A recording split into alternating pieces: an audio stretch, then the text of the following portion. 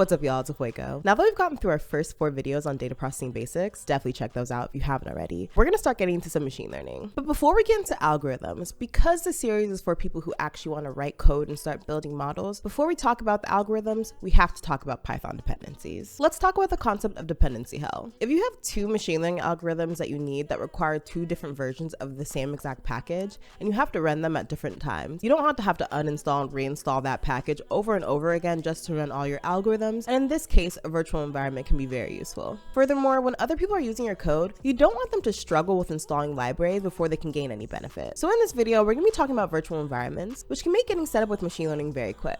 We'll first discuss how to install it in the main commands, then we'll get into an example of packaging dependencies for use on multiple systems, with a computer vision example of generating fake fashion images using a generative adversarial network. And if you want the code for this video, it'll be at this link, which is also in the description. Let's get into it.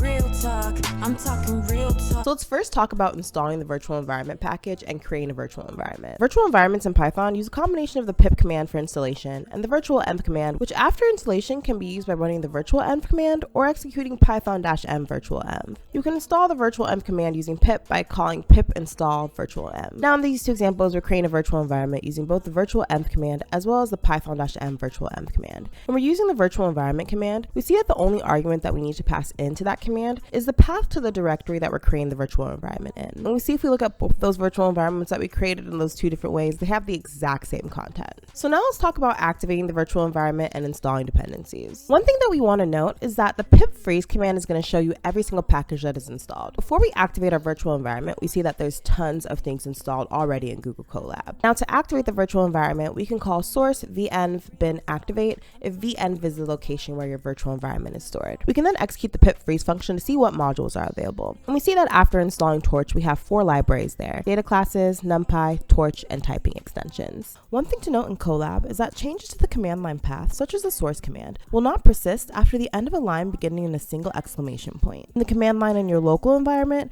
this will persist until you explicitly deactivate the environment. If we want to deactivate our current virtual environment to get back to our original environment, all we need to do is call the deactivate function. This can be used in both Google Colab in that single line or in the command line after you're done with all your work. One more useful feature is the pip install -r option. You can install a list of predefined requirements by passing the file name of that list to the -r option of pip install. For example, let's say you want to install the Open3D module here. This is a cool library for 3D data processing, and it's honestly the only library I could find that wasn't already installed in Google Colab. So we can echo Open3D into that requirements.txt file, and then install it with pip install -r requirements.txt, and we see that we were able to successfully install Open3D using that requirements.txt file.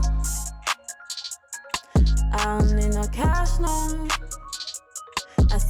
Now let's get into a concrete example of forking some code that uses a virtual environment. So in the GitHub repository for this video, I have a folder called DCGAN that contains a requirements.txt file as well as a file called main.py that allows you to train a generative network. This generative network will take in a bunch of things from the real world, learn what those things look like, and generate a bunch of things that are fake that look like real things. Rather than having to think about this algorithm, all that we had to do was install the requirements using pip install -r and run that main file with the arguments that we wanted.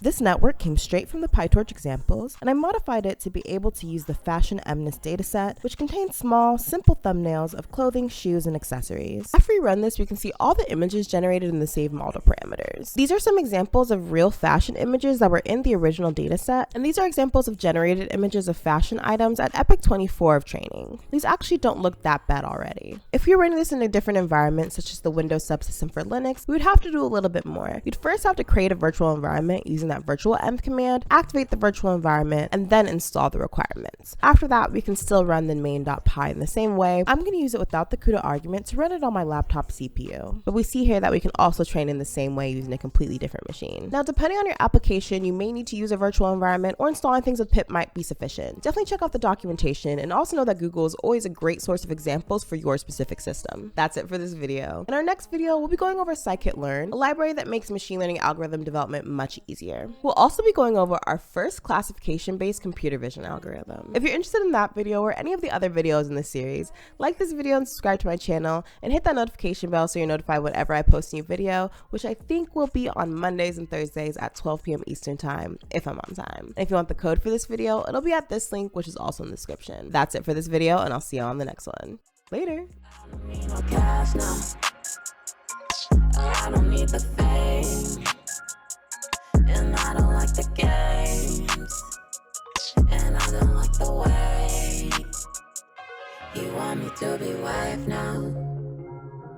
I'm in it for the game.